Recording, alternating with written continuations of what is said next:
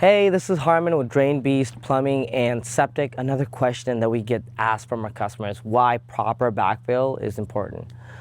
Proper backfill is actually really important because you don't want these four things happening to your install. One is you don't want your tank to shift. You don't want your tank to crack. You don't want your tank to settle meaning it's just gonna, shift down, and that can break your guys' pipes around. And also, of course, floating. Floating is when you guys are not filling up the tanks with water during the install. That's gonna cause these tanks to come out of the ground.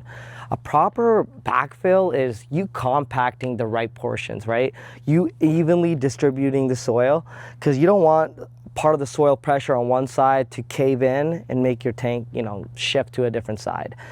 Proper distribution is really, really important. I can't stress that enough, because without that, your tank is gonna settle. It is gonna crack. It is gonna float, and it is gonna shift. If you guys are needing to get your septic system installed or in the process of getting the permits, please make sure to give Drain Beast Plumbing and Septic a call, and we'll make sure to take care of you.